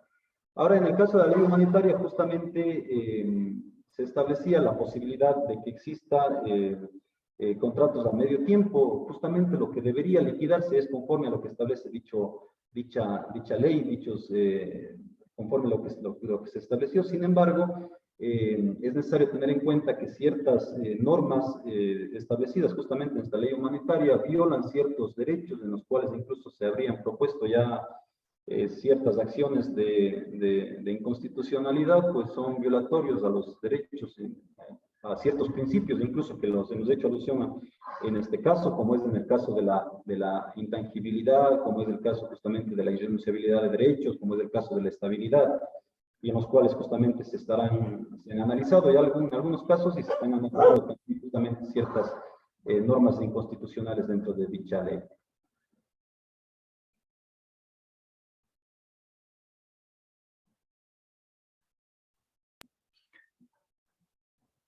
Abogada Amelia, ¿puede plantear su pregunta? Parece que ya planteó la doctora Panamá.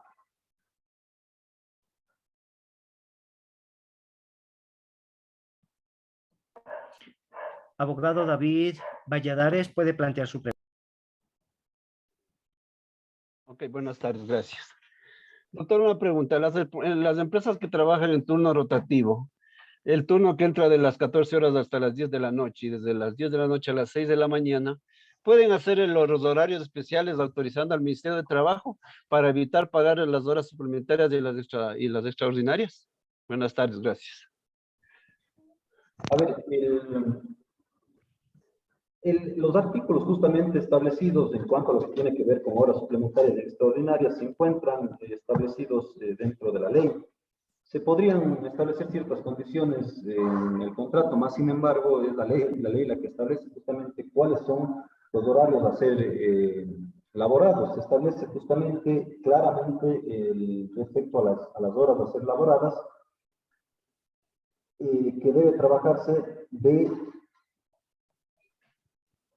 a ver si me permiten, el artículo 47 establece que la jornada máxima será de 8 horas diarias, de manera que no exceda de 40 horas semanales, salvo disposición de ley en contrario.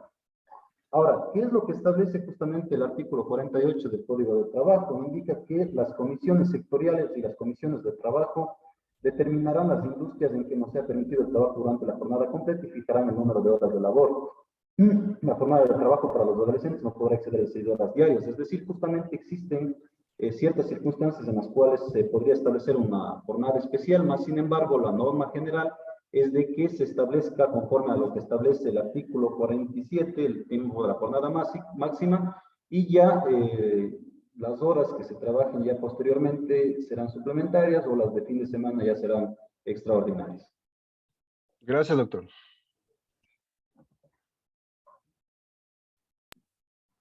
Abogado Jaime Quintero puede plantear su pregunta. Muy amable, estimado. Doctor, buenas tardes. Tengo una pregunta. Siento que en base a la Declaración Universal de los Derechos Humanos, los derechos económicos, sociales y culturales son progresivos y no deben ser regresivos. Y en eso es que se basan los principios de intangibilidad y que no son renunciables los derechos, ¿no? ¿No cree usted que la firma de una anticipada de una renuncia como requisito para ser aceptado en un trabajo, lo cual ya condiciona al trabajador a realizar gestiones para exigir las garantías de sus derechos, no es un acto de regresión de dichos derechos en sí? Bien, gracias, doctor Quintero. A ver, existe un adagio popular que dice, echa la ley, echa la trampa, es lo que se señala, ¿no es cierto? Ahora, lógicamente existen empleadores que, violando la ley o buscando de una manera tramposa justamente exonerarse de ciertos pagos a los trabajadores, lo que hace es vulnerar derechos de los mismos, y en los cuales, como se ha indicado por el doctor Quintero, se hace una firma anticipada de su denuncia. Como indicado ya justamente, podría dentro de un proceso judicial probarse el hecho de que dicha denuncia no fue realizada de manera voluntaria, que fue realizada con anticipación por cualquier medio. Ahora, usted hace relación a esto con el tema de intangibilidad. Más sin embargo, el tema de intangibilidad tiene que ver con la existencia no tanto del tema procedimental en sí, sino más bien justamente con la existencia de derechos que establece la ley, en los cuales estos derechos no podrían retrocederse en cuanto a los alcances que se habrían dado por parte del trabajador.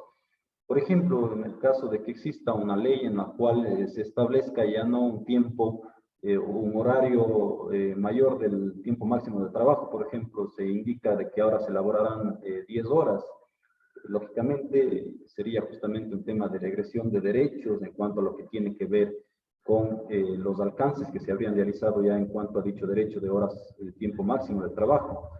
Otro ejemplo, por ejemplo, se establecerían ciertas normas o reglamentos los cuales establecerían un derecho a no tener las vacaciones que se establece la ley, sino que ya serían menos días de vacaciones. Lógicamente esto no podría ocurrir, y así una infinidad de casos en los cuales podrían existir justamente demandas de inconstitucionalidad de estas leyes o reglamentos. Usted más bien hace alusión a un tema ya procedimental, el cual justamente existiría ya un abuso por parte del empleador en sí respecto a tratar de simular una condición jurídica que no existiría en la realidad, y por lo tanto, y por eso es justamente que el legislador ha establecido el principio de la primacía de la realidad de los hechos, con la finalidad de dar protección al trabajador en cualquier tipo de proceso judicial.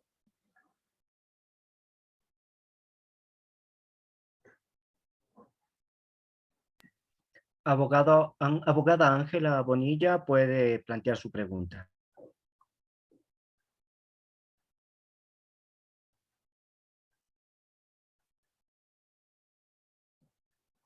Me parece que está apagado su micrófono, doctora Bonilla. En la parte izquierda inferior de su pantalla puede accionar. Doctor, buenas tardes con todos. Tenga la bondad, doctor, con respecto al peritaje para determinar la antigüedad de la tinta, con respecto a una renuncia, en mi caso personal, yo no he podido realizar este peritaje porque he hablado con algunos peritos del área y lo que me han manifestado es que no se puede determinar. Mi pregunta es, por favor, ¿cómo efectuar esta clase de peritajes al respecto? Gracias, buenas tardes. Bien, gracias, doctora Bonilla. Sí, efectivamente, yo le he puesto justamente un caso ejemplificador en el cual podría desvirtuarse dicha circunstancia. Ahora, yo personalmente he tenido casos en los cuales justamente me indican peritos en los cuales me han sabido señalar que existe, la firma es de una data antigua, que justamente que dicho documento habría sido forjado, si bien no me dan justamente un tiempo exacto, lo cual creo que al menos en ninguna parte del mundo podría establecerse un tiempo exacto de cuándo habría sido realizada la firma, más sin embargo sí se puede establecer que esta fue de data antigua. Por ejemplo, existiría el hecho de que incluso muchas de las veces en los mismos documentos se puede establecer cuando se revisa justamente que es una data actual con la data antigua y en la cual los peritos son expertos justamente en analizar dicha situación. Ahora, en este caso, en base al principio de libertad probatoria, son justamente las partes procesales quienes deben solicitar al juez que se nombre un perito con la finalidad de que analice este documento. Lógicamente, este informe pericial es puesto en contradicción de las partes procesales con la finalidad de que ejerzan su derecho a la contradicción en cuanto a lo que tiene que ver con lo sustentado por el señor perito, pero existe justamente una vía en la cual puede ser desvirtuado de esta manera. Como les indico, se me ocurre esta circunstancia, pero, por ejemplo, puede haber otros tipos de pruebas, no solamente el tema de la pericia. Yo que sé, por ejemplo, puede existir mensajes en los cuales se despide o testigos en los cuales verificaron justamente que existió el despido. Es decir, todo este tipo de prueba, ya sea documental, testimonial o pericial, puede ser desvirtuado dicho documento, porque en base a este principio de la primacía de la realidad subsiste lo que ocurre justamente en los hechos. Si es que vienen y me indican dos testigos, o por ejemplo, alguien que estuvo ahí presente, yo vi que le despidió, bueno, lógicamente existe un testigo bajo juramento que está declarando de que habría verificado el despido. Existen mensajes en los cuales se hacen las pericias correspondientes respecto a la verificación de dicho teléfono celular, respecto a los mensajes que se habrían remitido. Es decir, ya dependería mucho de las circunstancias y de la habilidad incluso de la defensa respecto a poder probar justamente dichas circunstancias.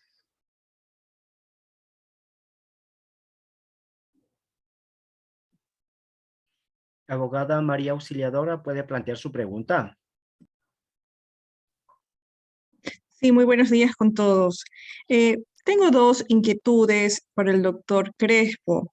La primera tiene que ver cómo se contrapone este principio de la estabilidad laboral con el derecho a la libertad de contratación, por cuanto se indicó que la estabilidad laboral se debe justificar la falta o el incumplimiento en que ha incurrido el trabajador para terminar la relación laboral, debiendo recordar que existe la figura del despido intempestivo. Todos estamos diciendo que este despido intempestivo tiene que ser justificado.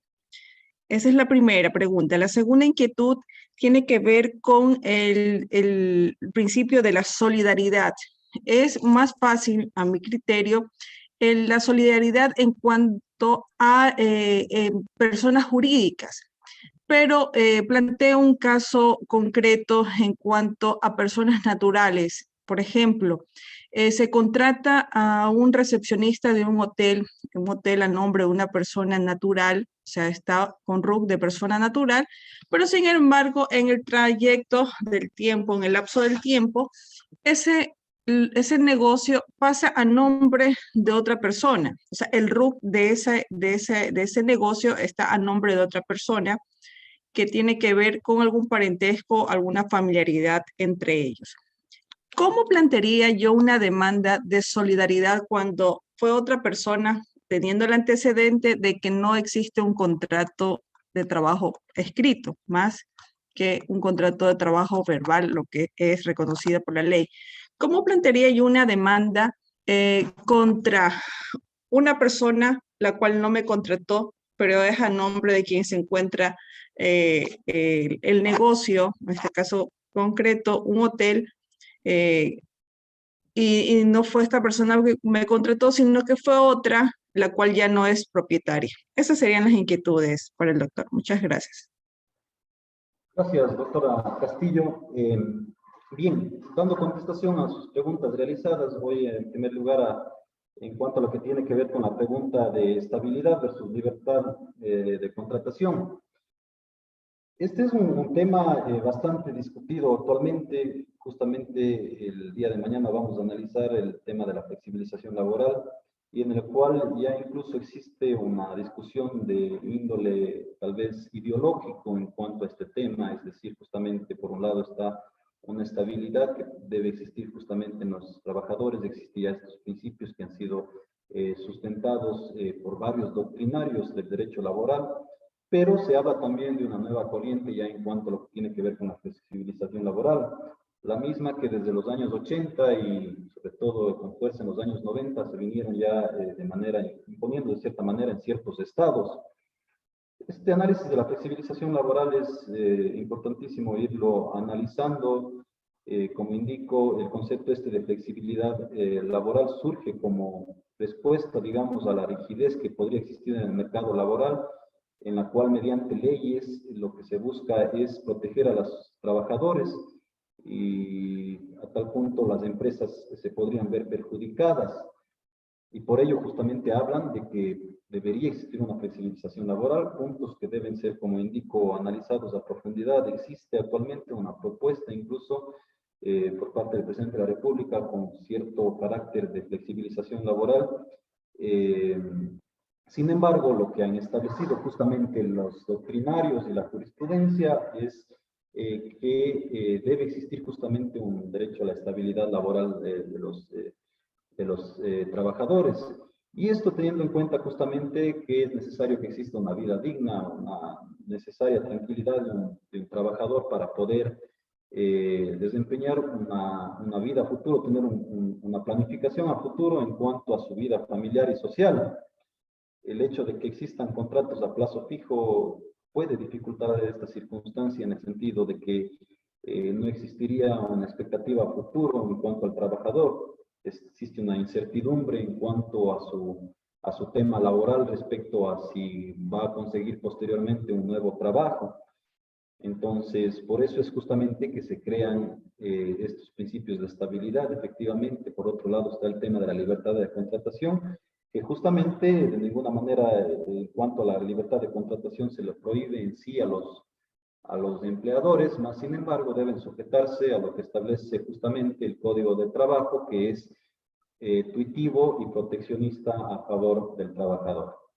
En cuanto a la segunda pregunta, se hacía alusión al tema de la solidaridad, que en el caso de personas naturales pueden ocurrir el hecho de que se contrata a una persona, sin embargo el bus pasa a nombre de otra persona. De cierta manera le entendí que simulando el hecho de que se trataría ya de otro empleador. Justamente el Código de Trabajo ha establecido, incluso en el caso de que exista un nuevo empleador en una relación laboral, debe permanecer justamente con los trabajadores que haya estado realizando con los trabajadores que haya tenido el empleador anterior. En este caso, justamente, podría demandarse a la persona que es el nuevo empleador o incluso justamente con quien contrató. Ya será en el proceso judicial en el cual podría justamente establecerse incluso una especie de colusión que podría existir justamente entre el empleador y el ex empleador. Es decir, justamente podría probarse dichas circunstancias teniendo en cuenta que existen ciertas normas en las cuales existe una responsabilidad solidaria de empleadores conforme a lo que ha establecido el artículo 41 del trabajo, en el cual son solidariamente responsables por toda obligación que tengan con el trabajador.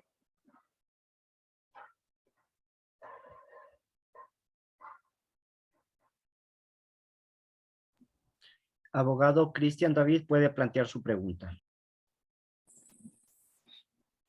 Buenas tardes, doctor.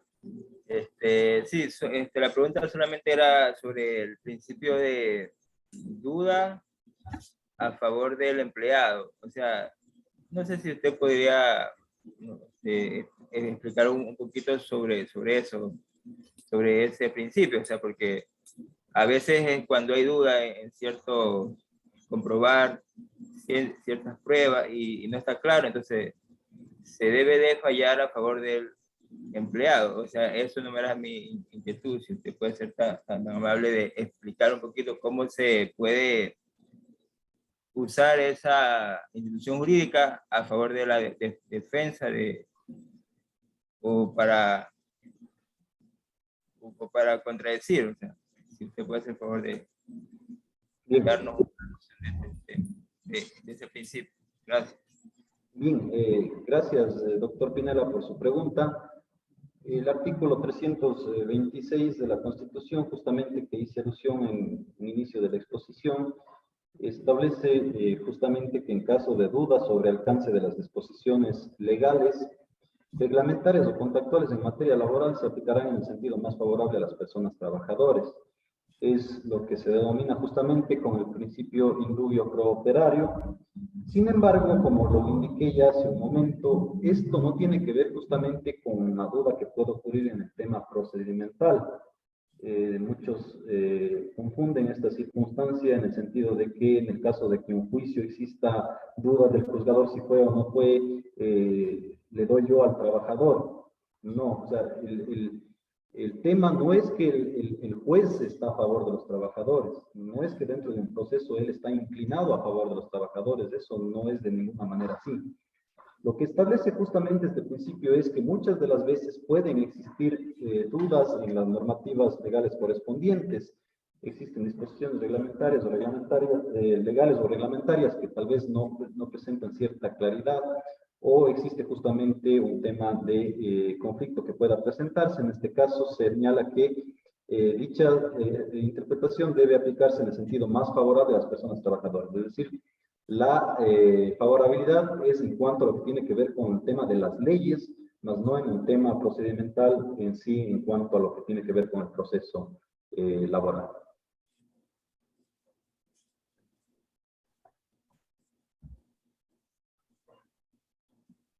Abogada Miriam Gusque puede plantear su pregunta. Buenas tardes. Es respecto a un caso concreto. En días anteriores hemos escuchado por las noticias que hay una clínica que por no tener el permiso quedó clausurada. En este caso, ¿cuánto tiempo deberían esperar los empleados, para presentar algún tipo de demanda si es que no los llaman nuevamente a reintegrarse a laborar? ¿O cuánto tiempo ellos deben esperar? ¿Deberían esperar hasta que obtenga la clínica, en este caso, el permiso, o deberían ellos ya presentar la demanda? Muchas gracias. Gracias, doctora. A ver, no sé cómo es el caso en concreto encima, sin embargo, de aspectos generales podría indicarle de que si existe ya un contrato de trabajo o existe justamente un contrato, ya sea incluso de manera tácita, se encontraría justamente ejerciendo las funciones los trabajadores para ser despedidos o para que exista una terminación de la relación laboral, deberían entablarse justamente dentro de las causales necesarias establecidas en el artículo 165, 169 del Código del Trabajo. Es decir, ellas están, si existe ya un contrato, ellas justamente estarían en las funciones correspondientes. Ahora, por norma general, el tiempo en el cual prescribe justamente para que puedan presentarse las acciones legales correspondientes en el tema laboral es de 3 años. Es decir, justamente ellos, si es que habrían sido despedidos de esta clínica, tendrían justamente desde la fecha del despido 3 años para entablar la acción legal correspondiente, que es el tiempo, el plazo que prescribe justamente la ley para que prescriba las acciones correspondientes en materia laboral. Pero conforme usted me indica el caso y conforme más o menos le puedo entender, si es que está clausurada la clínica, eso no tiene nada que ver con el tema de los trabajadores, será justamente el empleador quien debería terminar la relación laboral por las causales establecidas en la ley, o en su defecto existir justamente una terminación de contrato conforme al 165 del Código de Trabajo. Doctor, me permito leer una pregunta planteada en el chat. La abogada Fátima González consulta, ¿a qué rubros laborales tiene derecho una empleada doméstica en el caso de que la relación laboral se haya terminado por muerte del empleador? A ver, la empleada doméstica justamente tiene los mismos derechos que un trabajador en general en primera instancia, ¿no? Tiene justamente derecho al tema de vacaciones, al tema del salario mínimo, incluso tiene derecho al derecho de desahucio, derecho al despido intempestivo en el caso de que se haya existido justamente el despido, es decir, justamente existen los derechos en general para los trabajadores en general. Ahora, existe justamente un capítulo específico en cuanto a lo que tiene que ver con empleadas domésticas, en los cuales justamente se establece incluso la existencia de ciertas condiciones y ciertos derechos dentro de la misma. Ahora, el tema de que me indicaba acerca de que habría fallecido justamente el empleador, en este caso, se establece justamente el derecho que tendría de demandar a sus herederos, tanto conocidos como presuntos y desconocidos, para lo cual justamente se entablará la acción legal correspondiente en contra de los mismos con la finalidad de que se cancelen los rubros que se demanden. En este caso, por ejemplo, si es que no se habrían pagado los salarios, se lo hará con el triple de recargo, horas suplementarias extraordinarias, todo lo que pueda justamente probar la parte accionante respecto a los pagos incumplidos. Al haber fallecido justamente su empleador, la demanda se plantea justamente en contra de sus herederos conocidos, así como también en contra de los presuntos y desconocidos.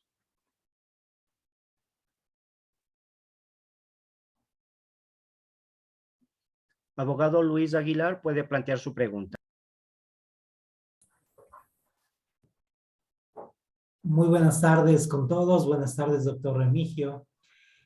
Usted estuvo hablando sobre los principios de estabilidad y que uno de los grandes avances fue que existan contratos indefinidos y ya no contratos a tiempo fijo, a plazo fijo.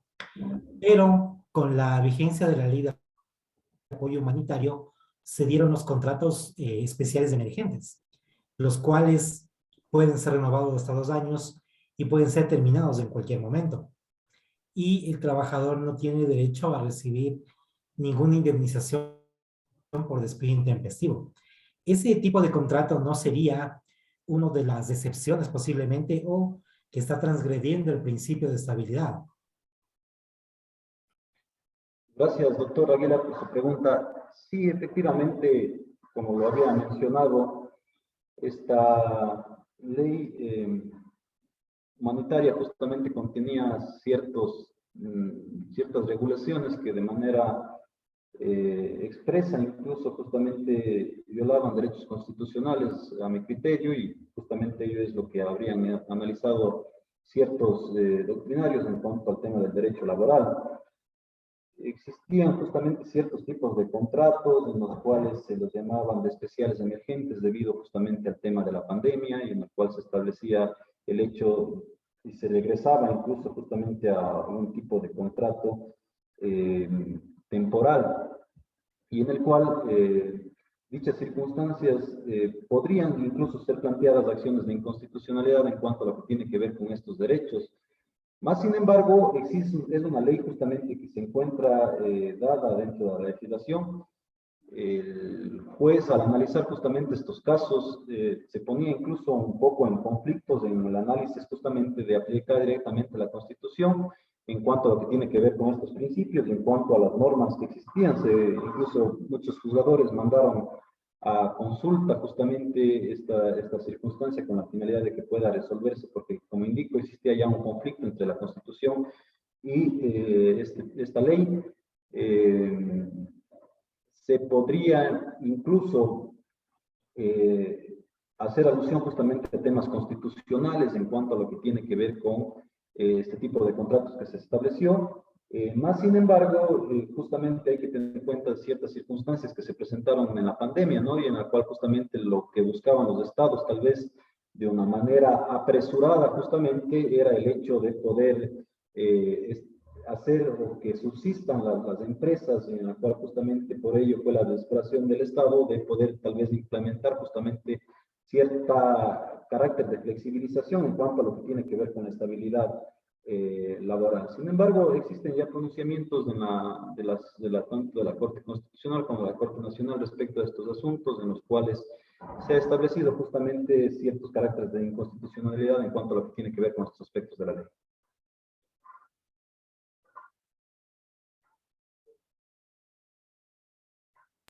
Abogada Mariela Peña puede plantear su pregunta. Buenas noches, buenas tardes, doctores. Un saludo, excelente ponencia, doctor. Con respecto a este tema que estamos comentando, mi doctor, mi pregunta es la siguiente.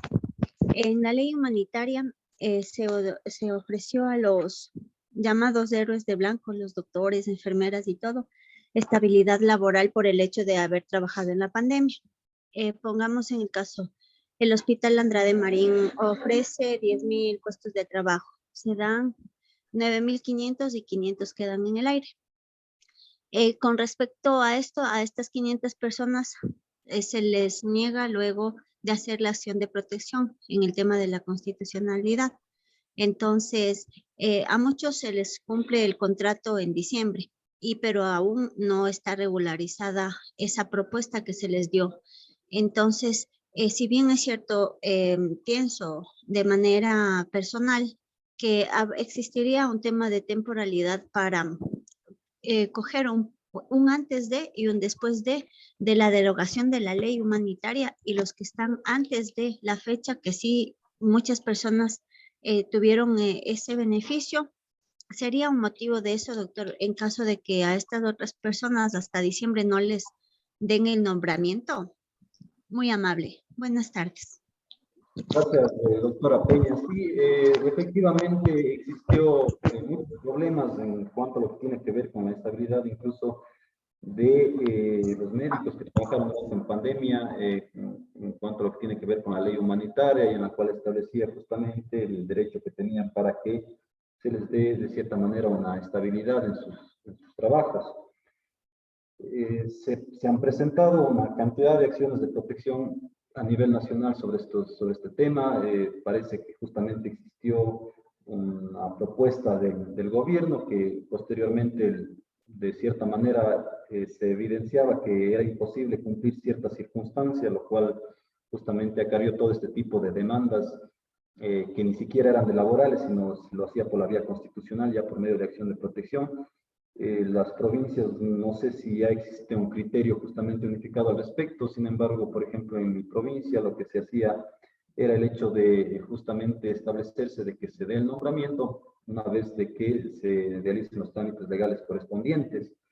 Ahora, ahí en este tema también justamente de la estabilidad de los médicos, incluso esta circunstancia, a pesar de que justamente era un beneficio justamente para los trabajadores de la salud, sin embargo, también estaba incluso en contra de la Constitución. Recordemos que debe existir, conforme a lo que establece la Constitución, un concurso de méritos y oposición para que exista justamente una estabilidad en cualquier tipo de puesto de la institución pública. Y lo que hacía aquí es, de cierta manera, justamente hacerse una asignación directa. También me parece que existe justamente una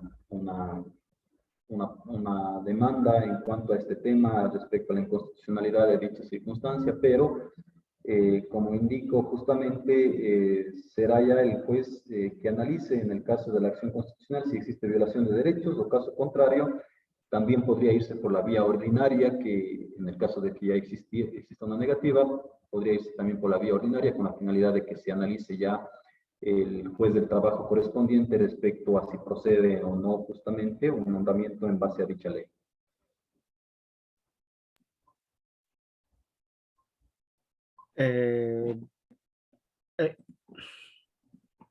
Doctor Víctor Hugo puede plantear su pregunta. Hola, buenas tardes. Una preguntita. Disculpe, doctor, la ley humanitaria también entran lo que es docentes también en cuestión de este beneficio. En la época de pandemia también, de contrato a nombramientos. Doctor Rivadeneira, no, justamente esta fue un tipo de ley que se estableció justamente en base al hecho de la pandemia y en el cual se otorgó este tipo de estabilidad en cuanto al personal médico que labora justamente en las instituciones, más no en cuanto a las otras instituciones. En este caso usted me hace alusión al tema de los profesores, en este caso no ingresaron justamente dentro de dicha ley.